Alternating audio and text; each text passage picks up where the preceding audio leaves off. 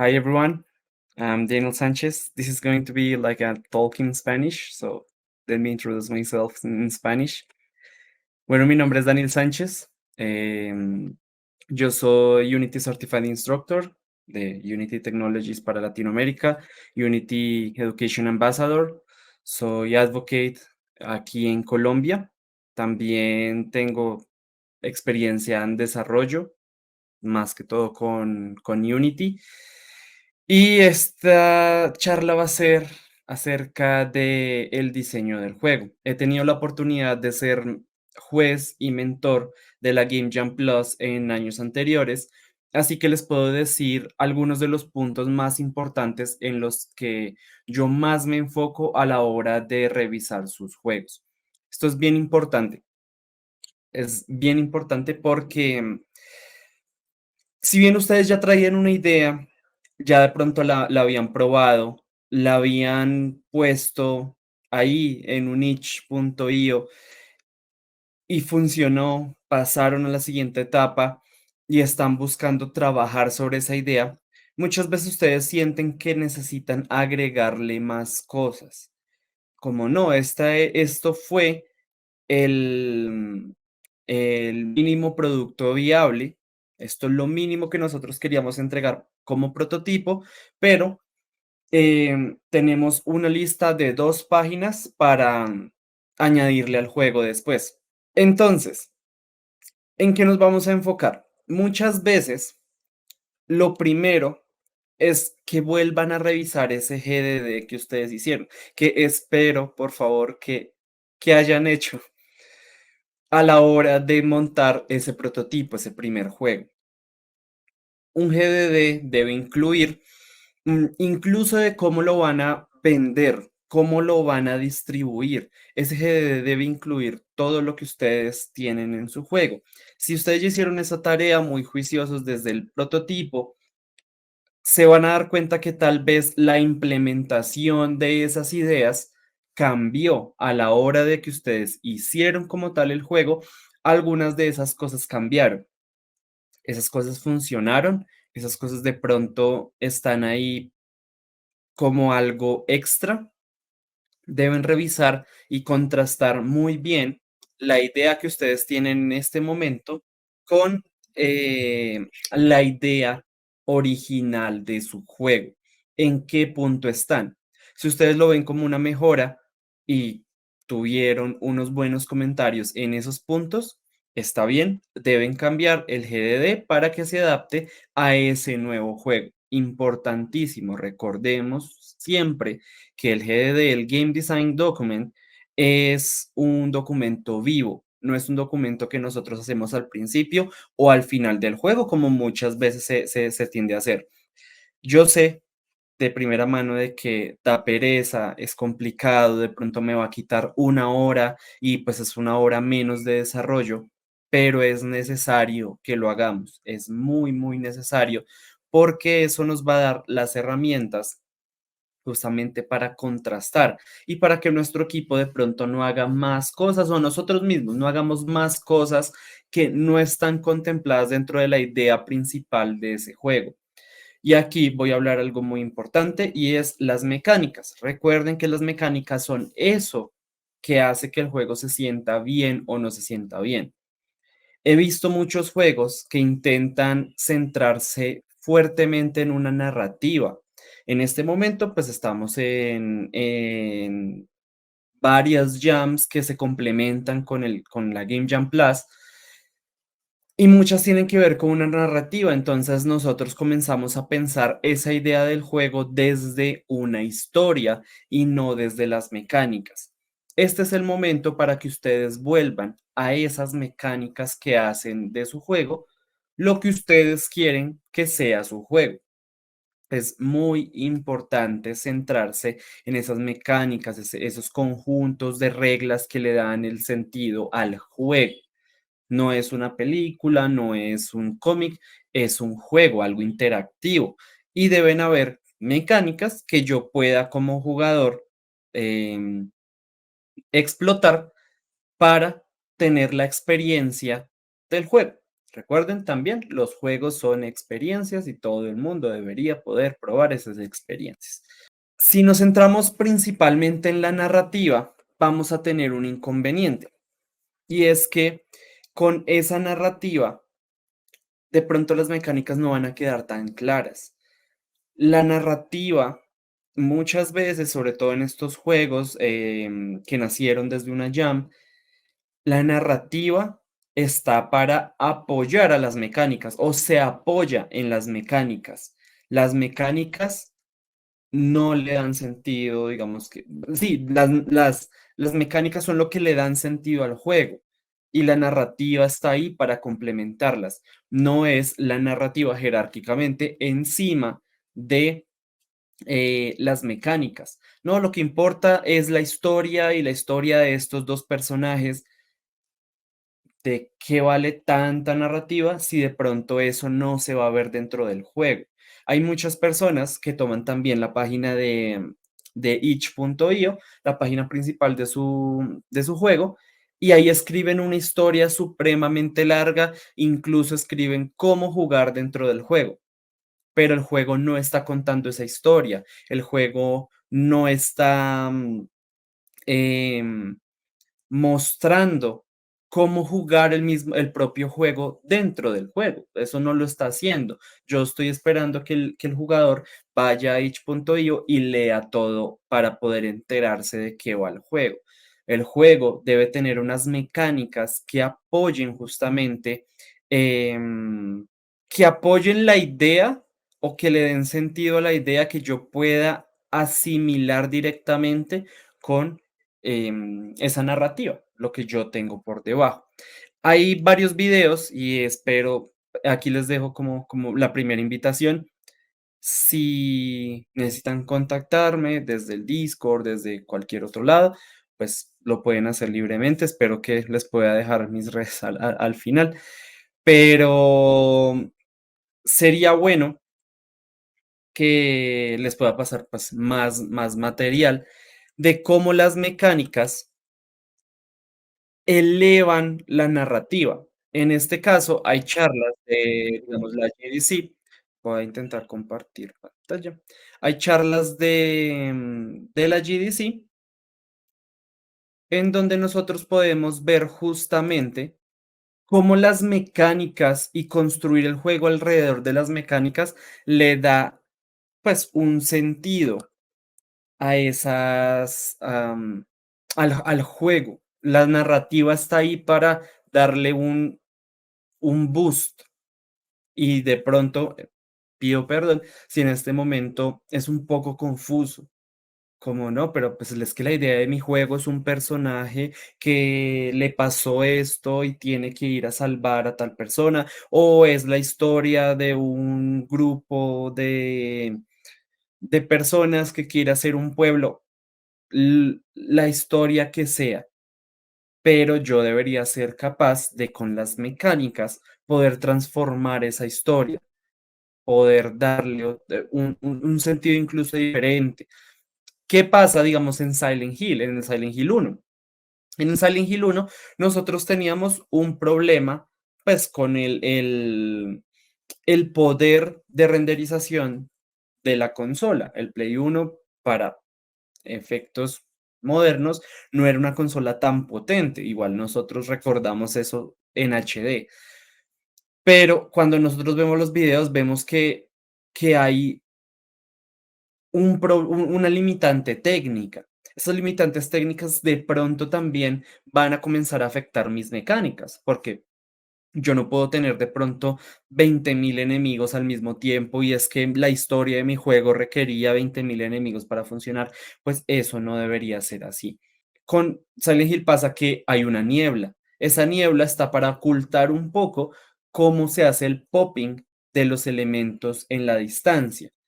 Y fue una decisión más que se tomó de pronto desde el diseño y que a lo último terminó siendo algo que le dio mucha fuerza en términos de narrativa, pero fue algo que nació de pronto de esas mecánicas, de esas limitantes, de esas reglas que construyen el mundo originalmente. de cómo yo interactúo con el juego. Eso ya se llama gameplay, interactuar con el juego, del plot, de la historia, la narrativa, de los objetivos, eso se llama gameplay.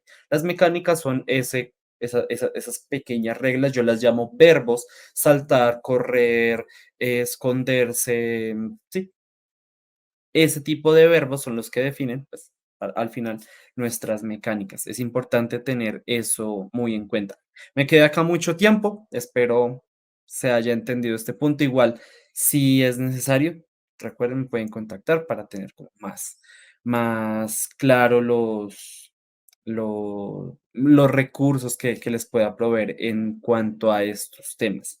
En ese momento, pues ya digamos que tenemos clara nuestra idea hacia dónde vamos. Recuerden que el game designing, el diseño de juegos, es un proceso desde que yo concibo la idea hasta que yo hago un lanzamiento de mi juego. Todo esto es un proceso. El game designing no se acaba hasta que ya el juego prácticamente no hay más del juego y entra en un estado de pronto de postmortem o algo así. Como es un proceso, es importantísimo que nosotros tengamos un cronograma muy establecido. No vale que en nuestro grupo nosotros estemos de pronto, y esto es más que todo como organización, no vale que nosotros de pronto estemos diciéndole a nuestro equipo que trabaje 9, 10 horas diarias, porque nosotros tenemos esa disponibilidad. Nosotros debemos ajustar a las diferentes experiencias de cada una, a las diferentes realidades que cada persona tiene para poder hacer un juego en un tiempo establecido, casi que independiente del tiempo que tenga cada uno. Siempre se debe terminar con un juego completo, un juego que se pueda iniciar, se pueda jugar sin errores, se vea toda la trama, se vea todo, todas las mecánicas se puedan explotar y a lo último finalice de alguna forma. O eso es un juego completo. Cuando yo ya tengo un juego completo, pues no importa si nosotros en conjunto tuvimos 4 horas diarias de disponibilidad o cada 2 días tuvimos 2 horas para trabajar en conjunto, pero hay una persona que le puede dedicar 5 horas, 4 horas, 6 horas, ocho, las que sean. Debemos ajustarnos también a esas realidades que tiene nuestro equipo. Tenemos una meta, pero todos debemos estar comprometidos para que esa meta se cumpla. Es muy importante que todos estemos comprometidos y que esto sea un juego que todos disfrutemos hacer. Esto es algo muy valioso y de pronto aquí me salgo un poquito de lo que es el game design, pero es necesario de que estemos contentos, de que estemos felices con el juego que queremos hacer, que estamos haciendo en este momento. Si no estamos felices, si de pronto no estamos contentos, no vamos a representar con nuestro trabajo de forma adecuada ese juego. Y ese juego, a la final, es como un hijo. Nosotros lo queremos ver crecer y sobre todo en un programa tan importante como es Game Jam Plus. Muchas veces esto se ve a la hora del pitch. Cuando uno ve de pronto a un equipo muy comprometido dando su pitch, todo el mundo está alineado, así no lo hayan ensayado, lo hayan ensayado muchas veces, pues sale un buen pitch porque se nota el compromiso y la alegría de cada persona en ese producto. Pero hay equipos en los que eso no se nota tanto donde hay de pronto una persona que no está tan conectada con el juego y puede que lo haya ensayado mucho, pero de pronto eso se nota en el pitch. Y si se nota y cuando como uno como juez está revisando ese pitch y ve que no hay como no quiero llamarlo de nuevo compromiso, pero uno no ve una especie de afinidad de esa persona con el propio juego, hay una falla y uno pues va a restarle un poquito, inconscientemente uno va a comenzar a quitarle puntos al juego, al producto como tal, porque no se siente como con vida. Y no es un producto que a la final les dé a ustedes vida, les dé alegría, les dé como esa felicidad. Eso es importante. Agrúpense de nuevo, miren de nuevo la idea, miren de nuevo el GDD, compartan cómo se sintieron incluso dentro del proceso de desarrollo de ese juego.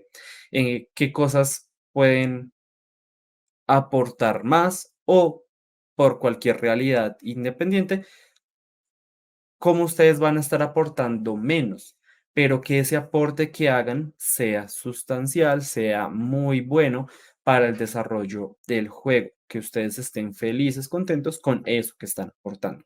Con esto también va ligado el testing. En realidad el testing está ligado a todo el proceso. Cada vez que ustedes estén realizando una nueva feature, estén cambiando algo, de pronto recibieron feedback positivo de algunas partes del juego, pero están recibiendo feedback no tan positivo de otras partes. ¿Qué pueden hacer? Hicieron algunos cambios, por favor, testéenlos. No los testeen ustedes como equipo, ustedes conocen su juego o deberían conocerlo. Testéenlo con otros equipos, testéenlo con otras personas. Es muy importante que siempre estén realizando ese testing.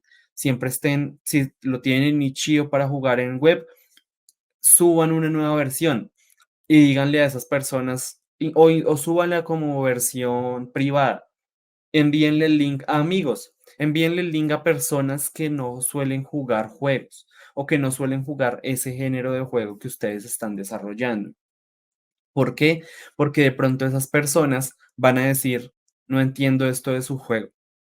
¿Se acuerdan que yo les decía, hay equipos que en el itch.io escriben todo?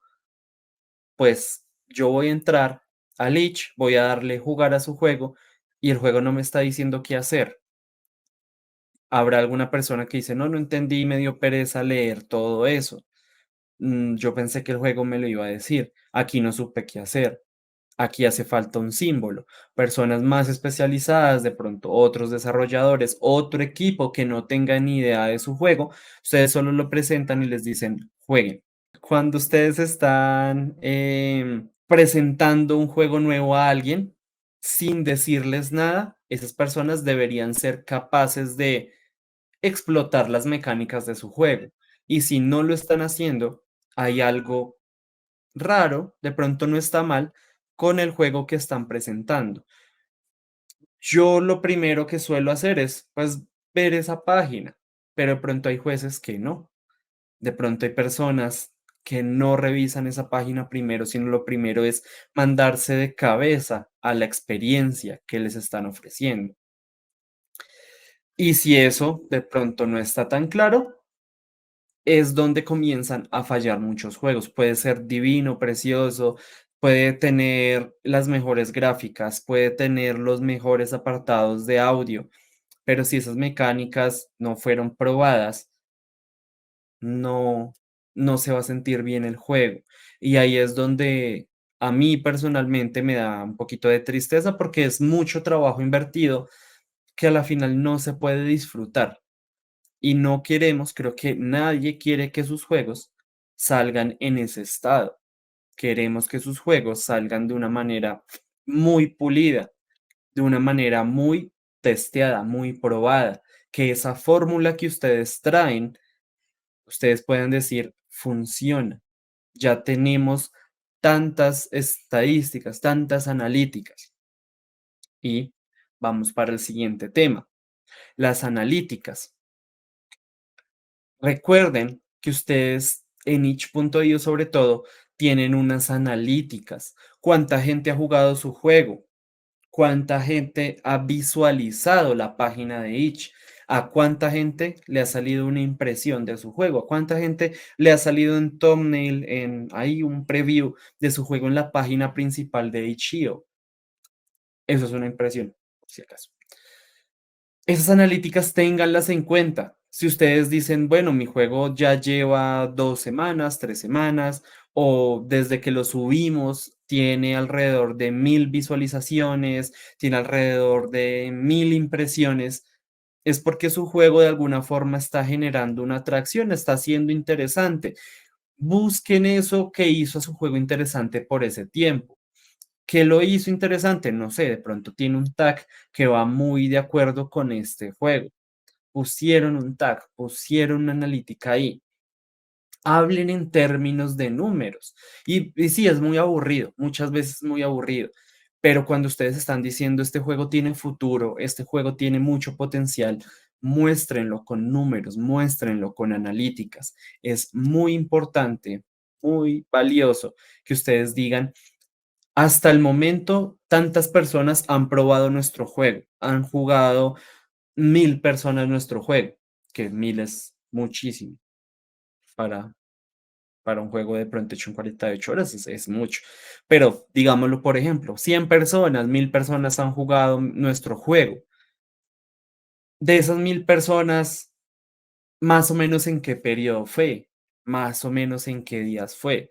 Yo puse un post, hice algo para promocionar mi juego o no lo hice. Si no lo hice, yo puedo decir, oiga, este juego tiene algo, tiene, así sea un tag, tiene un arte que llama la atención, tiene algo que está haciendo que los jugadores o los usuarios pueden potenciar ese, ese, ese número, esa estadística, esa métrica, la pueden potenciar con un post, con compartir 1000 maneras que de pronto no voy a ahondar en esta charla, pues por tiempo. Eso es una charla totalmente independiente, pero pueden apostarle a boostear su juego, hacerle un boost y ver cómo reaccionan esas analíticas ahora con una campaña, una medio campaña en redes sociales.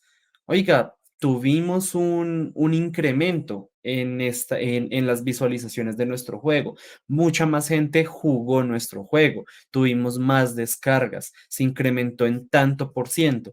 Entonces, con esto tan pequeño que nosotros hicimos, supimos que tenemos un potencial enorme en este mercado. Imagínense cuál sería nuestro potencial si nos tomáramos muy en serio y usáramos dinero para hacer una campaña así, así, así. Esto es parte del diseño del juego. Recuerden que esto es un proceso y el juego debe cumplir también con una marca personal, una marca del juego. El juego debe ser una marca y ustedes deben darle vida a esa marca, deben potenciarla para que más personas jueguen su juego. Esto es muy importante y esto también lo pueden testear. Se lo pueden dar a grupos específicos dentro de la Game Jam Plus, sus compañeros, personas que ustedes conozcan, el círculo social cercano o un círculo social intermedio. Pueden hacerles llegar su juego como un producto y hacerles preguntas de, oiga, ¿qué piensa? ¿Qué piensa de estos colores? ¿Qué piensa de este thumbnail? Muchas veces es más del lado artístico, pero esto es un conjunto de saberes que a la final entregan un producto. Entonces, de nuevo, todos comprometidos con esa finalidad. Tengan en cuenta la monetización. Este es otro de los puntos. La monetización es bastante importante porque muchos, y me incluyo, muchos queremos que la gente juegue nuestros juegos y ya. Entonces decimos nuestro juego es gratis. Nuestro juego es gratis, pero así sea gratis, que sea gratis, es una monetización, es un tipo de monetización. ¿Y ahí qué pasa? No, pues yo no voy a recibir dinero. Sí, no va a recibir dinero en metálico, un billete o una transferencia, pero están recibiendo algo a cambio. Están mostrando que como equipo, que como persona, como desarrolladores, tienen un potencial. Están dándose a conocer ustedes mismos. ¿Por qué mi juego es gratuito? ¿Por qué mi juego es gratuito con donaciones? ¿Por qué mi juego es free to play, pero tiene microtransacciones? Pregúntense el por qué no, porque yo quiero que todas las personas lo jueguen, pero con microtransacciones, reciba $100.000 y con esos $100.000 yo puedo pagarle a mi equipo y hacer el juego más grande. ¿Eso es realista? Hasta este momento con su prototipo, ¿ha sido realista ese tipo de monetización? ¿En dónde se diferencia una donación de una microtransacción o de una donación a una suscripción? Tengan en cuenta todo eso. Es muy importante que separen muy bien el tipo de monetización. Incluso cuando ustedes digan, mi juego va a tener un precio, va a tener un valor monetario, va a ser de tantos dólares. ¿Cómo es de tantos dólares?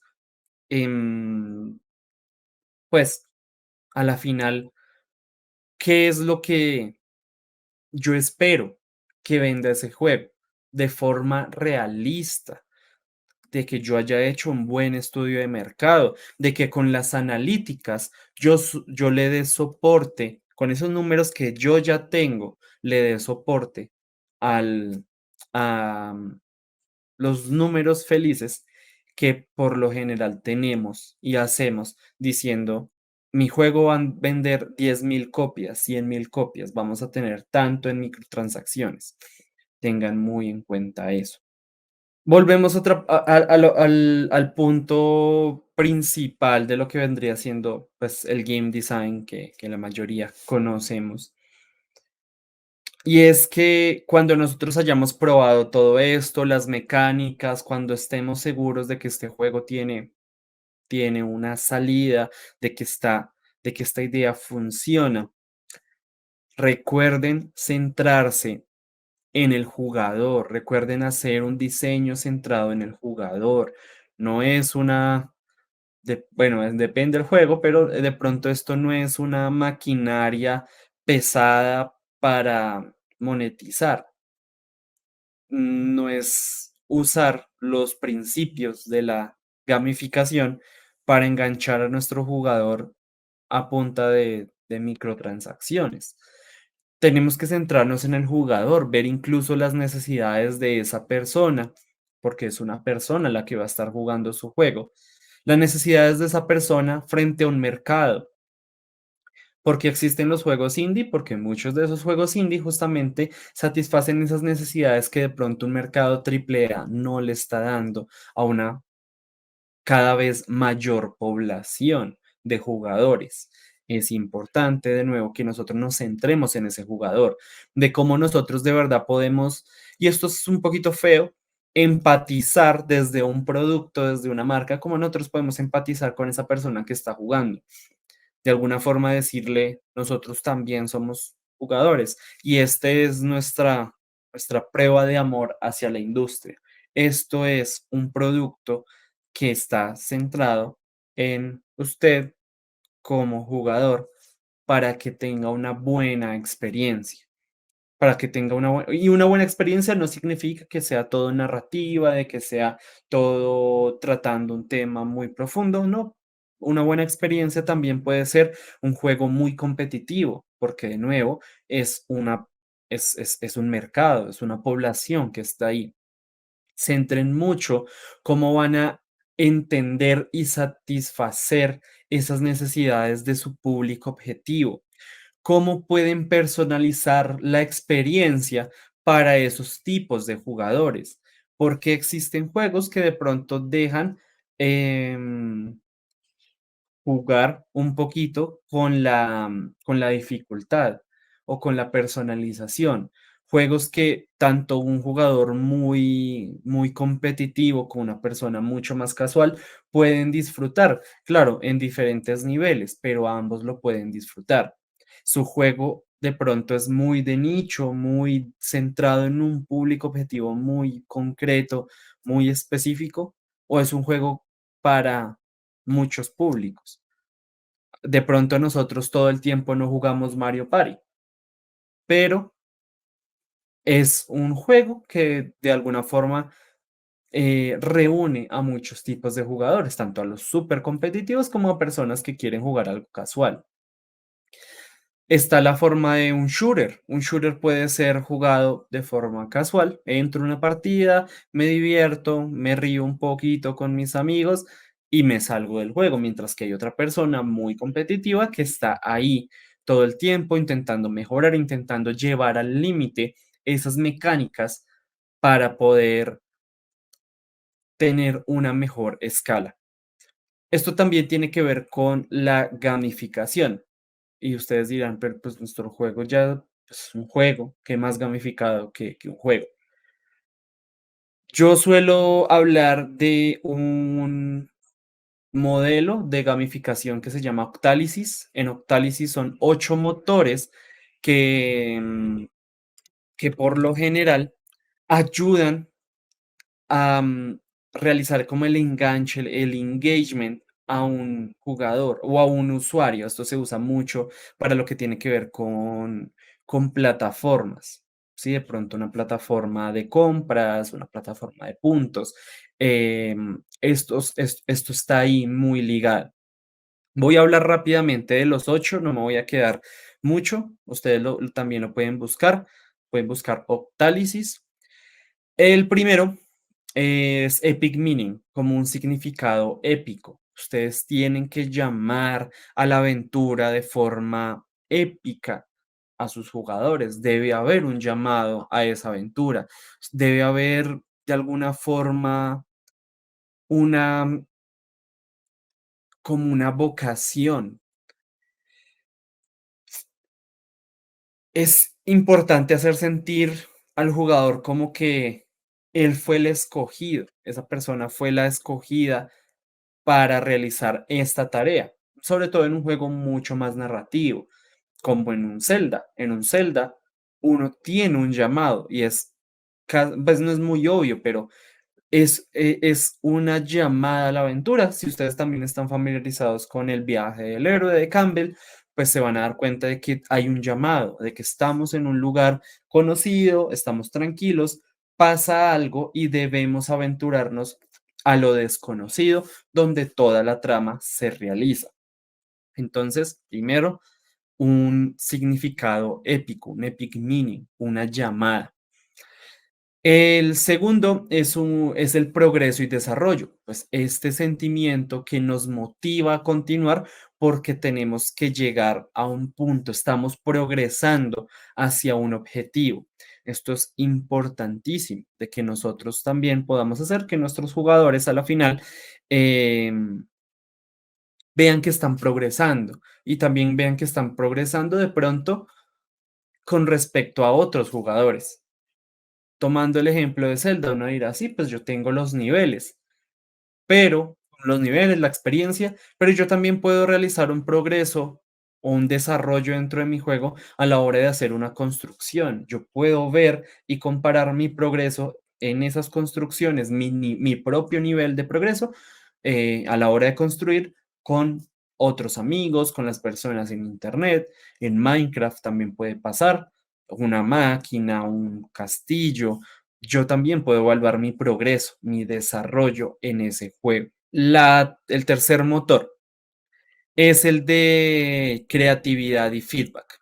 La creatividad y el feedback es justamente cuando nosotros le damos poder a nuestros jugadores de ser creativos. Y uno dirá, no, entonces necesito hacer un sistema de crafting para que la gente pueda construir. No siempre.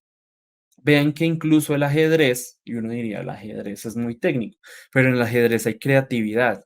En el ajedrez yo tengo que aprender a hacer las jugadas, yo tengo que ser creativo a la hora de jugar, yo tengo una estrategia. En los juegos de cartas también pasa eso.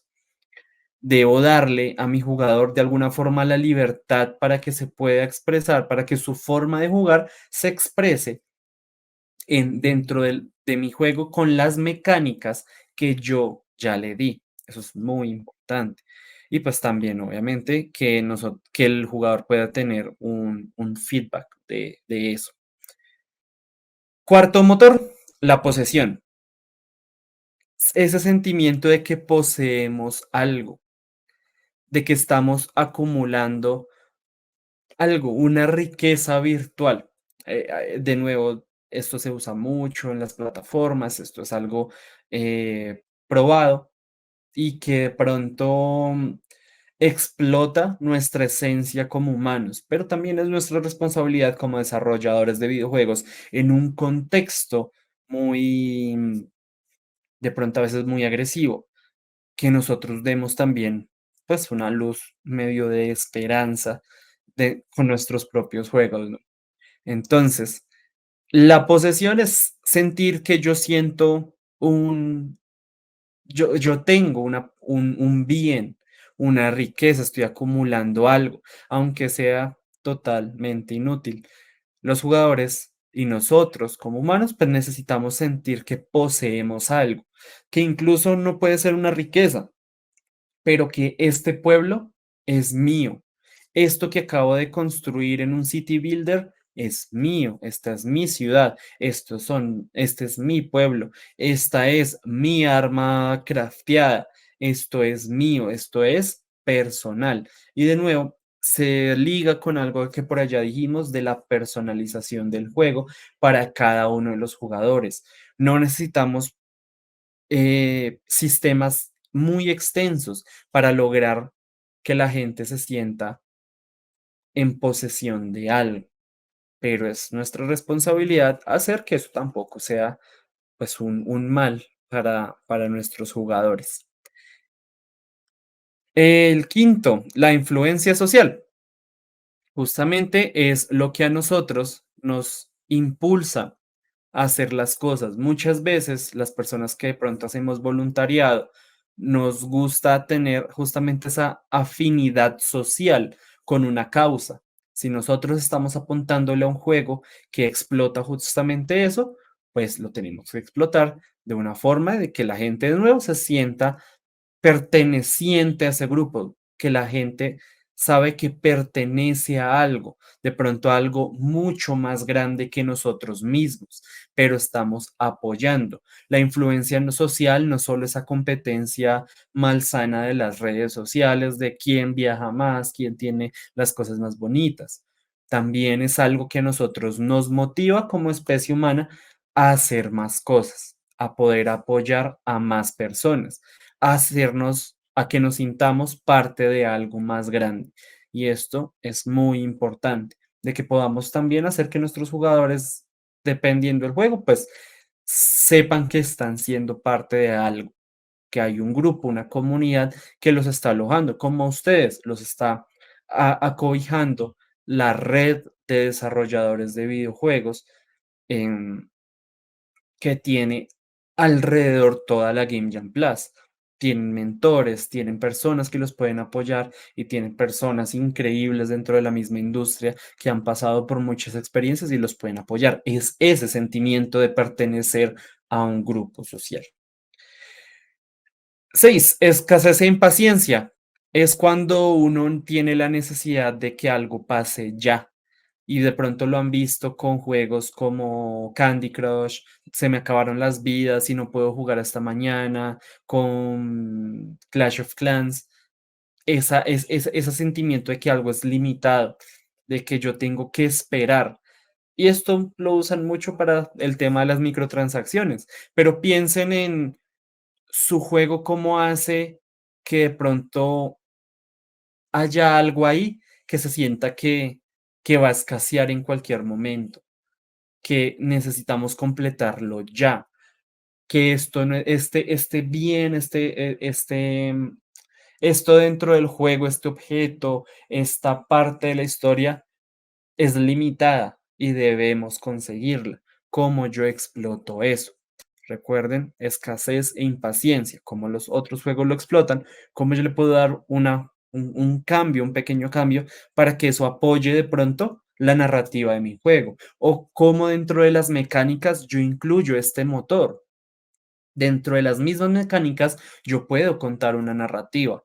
Es que resulta que solo tienes 3 cargas de estos baldes de agua. Ya no hay más agua. Tienes que ser muy estratégico a la hora de usar estos baldes de agua. Es un sentimiento de escasez que también está trabajando con otros motores, el de la creatividad, el del llamado, etcétera, etcétera, pero que está presente. La curiosidad y el azar, justamente el séptimo motor, es qué hay más allá. Eso que también nos impulsa a decir, ¿qué pasa si ahorita yo hago las cosas distinto? Que nuestro juego sea muy rejugable, de que nos permita probar otras estrategias, de que nos permita justamente em, trabajar con el azar. ¿Qué es lo que va a pasar si hago esto?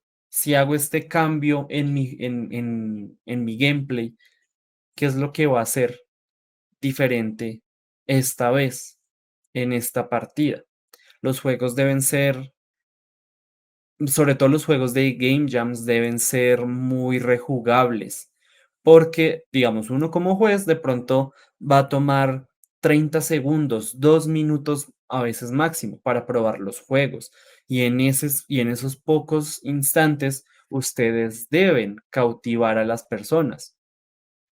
Y si el juego es corto, pero muy rejugable, pasa que estamos dosificando el gameplay, estamos dosificando esta jugabilidad, le estamos dosificando las sesiones de juego, algo que hacen los Battle Royale, como Fortnite. Yo puedo durar 1 minuto jugando porque me mataron en los primeros segundos de la partida. Me demoré más en el lobby que jugando, pero yo tengo la posibilidad de volver a jugar y esta vez duré media hora. La partida duró media hora antes de que pues me mataran, gané, perdí, lo que sea. Vuelvo al lobby y puedo dosificar mi juego de muchas formas, cada vez haciendo cosas distintas, a ver qué es lo que mejor me sale en este momento. Y por último, el miedo a la pérdida. Muchas veces nosotros no jugamos para conseguir algo, sino para evitar que se pierda algo. Si conocen Duolingo, muchas veces yo con 150 y pico de días de racha, estoy jugando Duolingo para evitar que se pierda esa racha. No estoy consiguiendo a la final más racha, estoy evitando que esa racha se pierda. Que yo pueda hacer dentro de mi juego, no para intentar conseguir, sino para intentar que no se pierda eso que yo ya tengo, ese patrimonio acumulado, algo que yo no quiera, alguna consecuencia negativa que yo no quiera sufrir y que tenga que jugar para evitar eso. Hay juegos donde yo no puedo dejar de conducir, sino el auto explota o me atrapan. Este tipo de cosas es una jugabilidad más enfocada a cómo yo evito al jugar para evitar y no para conseguir. Esos son 8 motores. Se dice que entre más motores ustedes activen, más oportunidad van a tener de enganchar a los jugadores. Úsenlos con conciencia, busquen, analicen los juegos que ustedes tuvieron como referencia y replanteen esas mecánicas que de pronto no están haciendo que su juego tenga justamente un enganche con el jugador. Esos juegos esos puntos en su juego que de pronto están haciendo que el jugador no esté tan atento y que ustedes lo han visto y han recibido feedback eh, de sus usuarios tempranos. De nuevo, mi llamado es a que testeen todo lo que puedan, hagan builds de su juego lo más seguido que puedan para evitarse problemas. Desde el lado técnico pueden pasar muchas cosas de un código al otro. De un minuto al otro se pueden romper muchas cosas y uno no sabe por qué. Tengan en cuenta hacer las builds, siempre estar testeando. Ese es el consejo más importante que les puedo dar en este momento. Hay mucho de lo que hablar acerca de diseño de juegos, de cómo ustedes pueden afrontar las mecánicas, de cómo es un level design, pero esto ya es muy específico al juego que cada uno esté haciendo. Quería pues darles esta charla un poquito más general, sobre todo con las impresiones que yo a la final me llevo de los juegos como juez, como mentor. Muchos de los puntos por los que yo también paso todo el tiempo como desarrollador a la final. qué es lo que yo le estoy mostrando a ese público, qué es lo que yo le estoy mostrando a las personas allá afuera que van a probar mi juego. Mi juego debe ser una experiencia que, de nuevo, pues sea posible ser experimentada por la mayor cantidad de personas independientemente de las realidades de cada una de ellas. Aquí, para finalizar, yo me enfoco mucho en la accesibilidad de los juegos. Hay puntos específicos por la accesibilidad que ustedes tengan en sus juegos. La accesibilidad no solo es poner un modo fácil, no solo es poner un filtro, sino de nuevo hacer este juego lo más accesible dentro de las plataformas, dentro del gameplay, de cómo yo puedo configurar los controles, de cómo yo puedo hacer lo más sencillo posible este juego para la mayor cantidad de personas sin que se pierda de pronto la esencia. Tenemos el caso de Celeste. En Celeste hay un modo de asistencia. Ojo, no es un modo fácil, es un modo de asistencia, donde si yo lo quiero usar, lo puedo usar, pero Celeste tiene un componente en su dificultad. Es una dificultad muy alta, incluso pues, para mí es una dificultad muy alta. Y si yo quiero disfrutar lo que quiere transmitir Celeste, puedo usar ese modo de asistencia. Si yo quiero disfrutar más de las mecánicas, pues no voy a usar ese modo. Y no estoy tachando a estos modos de modo fácil, modo sencillo. Lo estoy haciendo para, de nuevo, incluir a la mayor cantidad de personas dentro de mi juego. Se puede hacer de muchas formas. Aquí les recomiendo Game Accessibility Guidelines. Es parte de otras charlas que doy, pues a nivel de, de otras organizaciones, de IGDA, IGDA, dentro de Colombia. He sido mentor de este tipo de cosas, pues con Unity, con otras organizaciones, entonces ténganlo muy en cuenta. Se, se va a validar el nivel de accesibilidad de su juego y esto también es algo que deben intentar pensar ahora. Este es el momento para que ustedes lo hagan, no esperar a que el juego esté terminado para volverlo accesible. Eso va a crear deuda técnica, eso va a crear muchas dificultades a la hora de realizar cambios en sus mecánicas, cambios de pronto en la narrativa. Esto les va a causar muchos problemas si no lo piensan desde el inicio, pero es algo que deben tener en cuenta. Y por última vez, los videojuegos son experiencias que pues no significan nada si las personas no las experimentan. ¿Cuántos de nosotros no comenzamos a hacer juegos porque un juego nos marcó en nuestra infancia? Tengan en cuenta eso. De nuevo, mi nombre es Daniel Sánchez. Muchas gracias por aguantarme todo este tiempo. Espero que esto los ayude a hacer mejores juegos, de que tengan en cuenta muchas de las cosas que nosotros evaluamos de sus juegos a la final y qué es lo que queremos ver para que la industria regional cada vez sea mucho más grande y mucho mejor. Muchas gracias. Por ahí les dejo en algún lado mis redes sociales, linktree/PunisherXA. Y por mi parte no es más. Thank you so much.